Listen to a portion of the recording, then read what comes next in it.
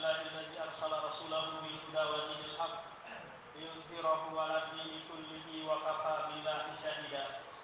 أشهد أن لا إله إلا الله وحده لا شريك له وأشهد أن محمدا عبده ورسوله صلى الله عليه وعلى آله وصحبه وسلم تسليما. يا أيها الذين آمنوا اتقوا الله حق تقاته ولا تموتن إلا وأنتم مسلمون.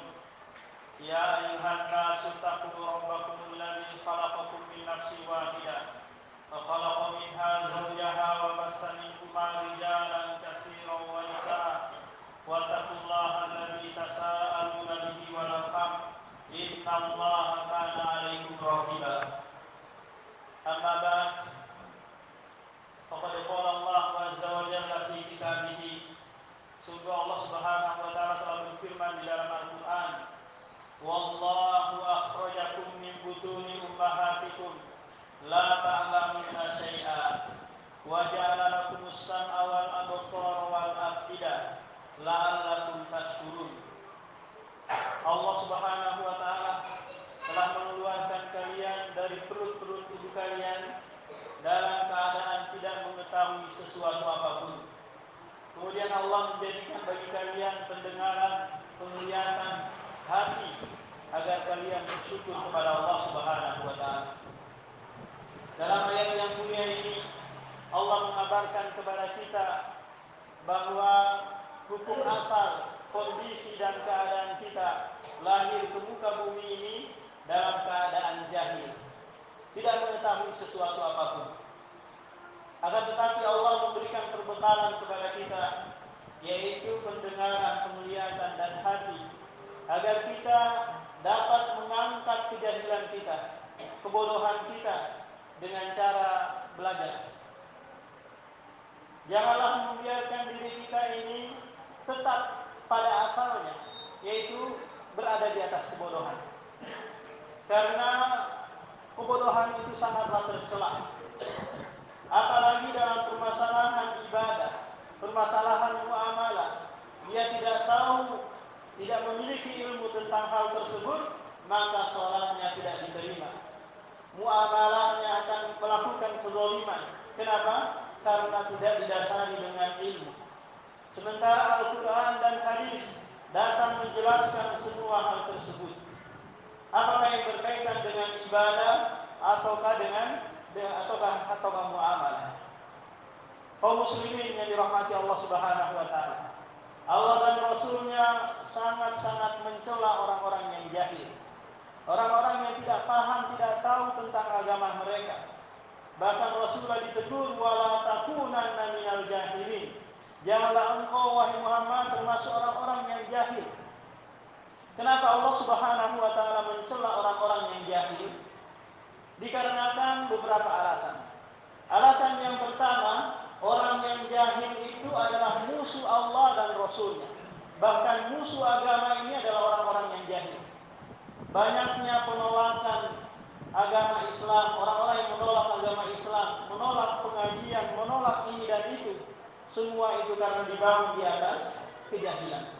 Mereka tidak tahu bahwa agama ini, asli Islam ini rahmatan lil alamin.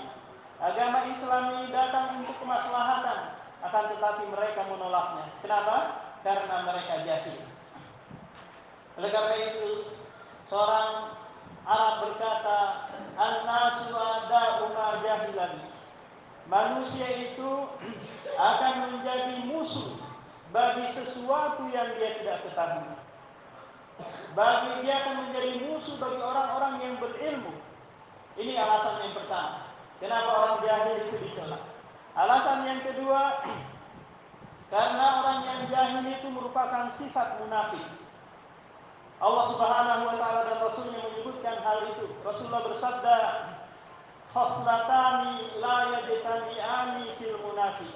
Dua perkara yang tidak berkumpul pada diri orang munafik, yaitu al-fiqhu atau al-ilmu. Di antaranya mereka tidak punya ilmu, tidak punya pemahaman terhadap agama ini. Kemudian di antara alasan lain lagi adalah orang-orang yang jahil ini merupakan sifat penghuni neraka jahanam. Tatkala Allah Subhanahu wa taala melemparkan penghuni neraka ke dalam neraka, Lantas penjaga neraka berkata, apakah belum ada datang pemberi peringatan kepada kalian? Maka orang-orang ini berkata, qalu bala. Sungguh telah datang pemberi peringatan kepada kami. Akan tetapi kami mendustakan. Dari situlah mereka baru sadar. Qalu law kunna nasma'u aw naqilu ma kunna fi ashabil jahim. Seandainya dulu kami di dunia mau mendengar, mau memahami, mau mentaati, mau belajar ilmu agama, niscaya kami tidak akan dijerumuskan ke dalam api neraka jahanam. Alasan yang lain lagi, karena orang-orang yang jahil itu apabila melakukan sesuatu, apakah itu muamalah ataukah ibadah, maka perbuatannya dianggap sia-sia. Tidak bernilai ibadah dan pahala sedikit pun. Tak kala dia sholat, puasa, haji tanpa dasar ilmu agama, maka ditolak ibadah tersebut. Tak kala ada seorang sahabat sholat di sisi Rasulullah SAW dengan tanpa tumakninah. Dia sholatnya cepat. Selesai sholat, dia datang kepada Rasulullah mengucapkan salam. Maka Rasulullah menjawab salamnya. Lantas Rasulullah mengatakan, sholli fa innaka lam tusolli. Sholat lagi kamu karena engkau belum sholat. Kenapa? Karena dia tidak tumakninah dalam sholat. Dia pergi lagi sholat, kemudian dia datang lagi mengucapkan salam, dibalas lagi, disuruh lagi sholat kembali sampai 3 kali. Maka orang ini berkata, alimni, ajarkan aku wahai Rasulullah.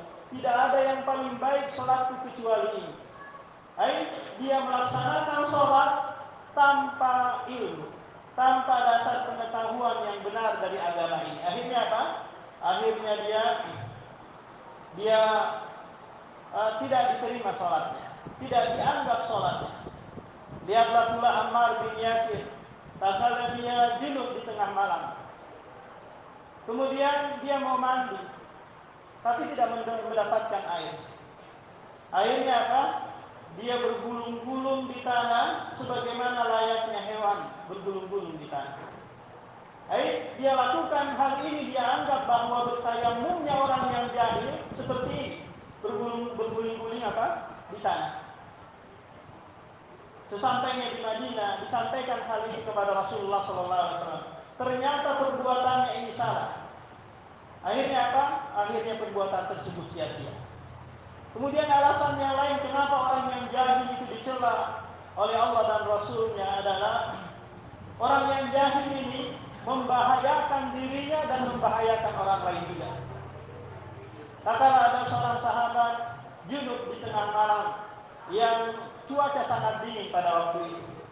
Dia bertanya kepada temannya yang lain, apakah ada rukhsah bagiku untuk tidak mandi junub karena kondisiku sedang kepalaku mengeluarkan darah, luka, akhirnya apa? Mengeluarkan darah. Kata temannya, ini tidak ada rukhsah bagimu, kamu harus mandi. Akhirnya dia mandi. Qadarullah dia meninggal dunia. Kemudian sesampainya di Madinah disampaikanlah hal itu kepada Rasulullah SAW. Maka kata Rasulullah, qatalahumullah. Dia telah membunuhnya. Semoga Allah Subhanahu wa taala membunuhnya. Lihatlah dampak buruk dari orang yang bodoh. Memfatwakan, memberitahukan informasi ke ilmu juga dengan apa? Dengan dasar kebodohan. Lihatlah pula, tatkala ada seorang sahabat yang dia kencing di emperan masjid. Seorang badui yang datang kemudian kencing di emperan masjid. Dia tidak tahu bahwa perbuatan tersebut adalah perbuatan yang mungkar. Ternyata perbuatannya itu didasari karena ketidaktahuan. Akhirnya para sahabat bangkit ingin menghardiknya, ingin mencelahnya. Atau Rasulullah, da'hu, biarkan dia. Kenapa? Karena yang dia lakukan itu di atas kebodohan. Akhirnya selesai kencing, maka Rasulullah meminta seember air lalu menuangkan di tempat kencingnya tersebut. Lantas memberitahukan kepadanya bahwa masjid ini tempat sholat, tempat zikir kepada Allah. Tidak layak untuk hal seperti ini. Nah, ketika si badui ini mendapatkan ilmu, kebodohannya terangkat. Akhirnya dia mendoakan Muhammad SAW, Ya Allah, rahmatilah aku dan Muhammad, jangan yang lainnya. Kaum muslimin yang dirahmati Allah Subhanahu wa taala, tidak ada jalan yang lain untuk mengangkat kebodohan dari diri kita kecuali belajar ilmu agama.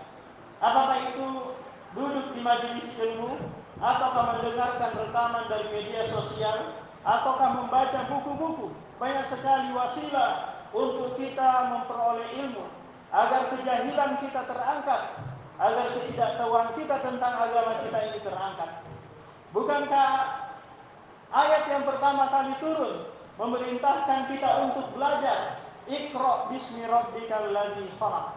Bacalah, belajarlah. Karena dengan belajar Anda akan mengetahui. Tidak ada ruginya kita belajar ilmu agama. Bahkan keuntungan demi keuntungan yang kita akan peroleh. Ibadah kita menjadi benar, bertambah pula khasyah, rasa takut kita kepada Allah Subhanahu wa taala. Bukankah orang yang takut kepada Allah adalah mereka yang paham tentang ilmu agama? Allah Subhanahu wa taala berfirman, "Innama yakhsyallaha min ibadihi ulama." Hanya saja yang takut kepada Allah dari kalangan hamba-hamba kata Allah adalah orang-orang yang berilmu. Belum lagi kebaikan dunia dan akhirat akan diraih bagi mereka yang paham, yang berilmu tentang agama ini. Rasulullah SAW bersabda, "Man yuridillahu bihi khairan yufaqihu fid din." Barang siapa yang Allah inginkan kebaikan, apakah kebaikan dunia dan akhirat, syaratnya hanya satu, yaitu paham agama. Tidak ada jalan paham memahami agama kecuali mempelajari. Bahkan menuntut ilmu merupakan jalan yang termudah untuk meraih kebahagiaan dunia dan kebahagiaan akhirat kelak, yaitu surga Allah Subhanahu wa taala. Man salaka tariqan yaltamisuhu fihi ilman, sahhalallahu lahu bihi tariqan ilal jannah. Barang siapa yang menempuh suatu jalan dalam rangka untuk mempelajari ilmu agama ini, maka Allah Subhanahu wa taala akan memudahkan langkahnya tersebut untuk menuju surga Allah Subhanahu wa taala. Kenapa demikian? Karena ibadah yang dia lakukan, apakah itu sholatnya, puasanya, semuanya mabniun alal ilmi, dibangun di atas ilmu. Tak kala dia berdagang, tak kala dia kerja di kantoran, dia memiliki ilmu tentang hal tersebut. Karena Al-Quran dan hadis datang menjelaskan semua hal ini. Aqulu qouli hadza astaghfirullah wa atubu ilaih.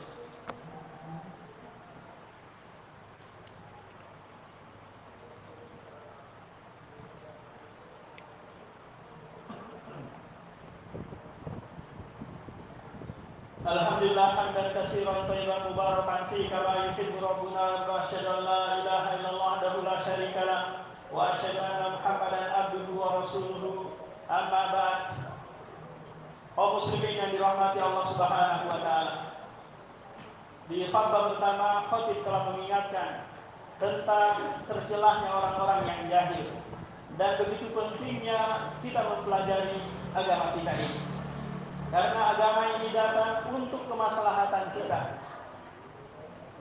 Maka marilah kita bersemangat untuk mempelajari agama ini. Janganlah pernah berputus asa. Janganlah pernah berkata bahwa saya ini sudah tua, tidak sanggup lagi untuk belajar, tidak sanggup lagi untuk begini dan begitu. Jangan. Karena ini merupakan waswasu syaitan. Was-was yang disisipkan oleh syaitan agar kita terjauhkan dari belajar ilmu agama, sehingga kita Sehingga kita menjadi orang yang jahil, orang yang dimusuhi oleh Allah dan Rasulnya.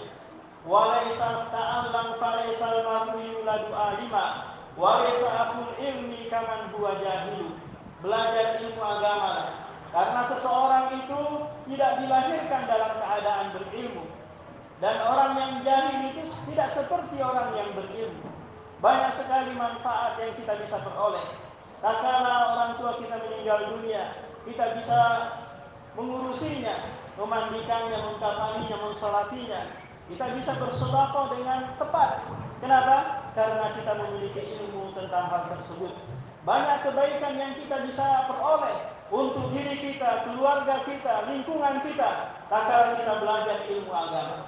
Nah, justru sebaliknya, orang-orang yang jauh dari mempelajari agama ini akan tetap berada dalam kehinaan, yaitu berada dalam kebodohan. Allahumma ighfir lil muslimina wal muslimat wal mu'minina wal mu'minat al-ahya'i minhum wal amwat. Rabbana la tuzigh qulubana ba'da idh hadaitana wa hab lana min ladunka rahmah innaka antal wahhab. Rabbana taqabbal siyamana wa salatana wa sadaqatana ya rabbal alamin. Rabbana zalamna anfusana wa illam taghfir lana lanakunanna minal khasirin. Rabbana atina fid dunya hasanah wa fil akhirati hasanah wa qina adzabannar. Aqimus shalah.